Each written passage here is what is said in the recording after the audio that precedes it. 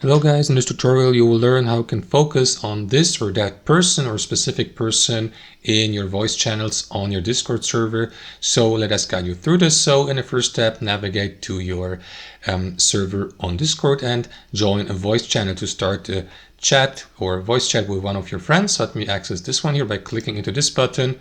You may invite your friends and contacts to join you. However guys, I can demonstrate this even without inviting anyone. So if you'd like to focus on a specific user, guys, here, let's say you're participating in a voice channel with several users or contacts, you may, for example, make one of these contacts, for example, yourself as the chat participant, larger here, your display, and focus on it by simply left-clicking into it. And all other participants will then be, the display will get smaller. As you can see, we'll see a smaller thumbnail here at the bottom. And to go back to the previous setup, simply left click into your display here again. And that's how you focus on specific persons in your voice channels on Discord. Thanks for watching and I'll see you next time.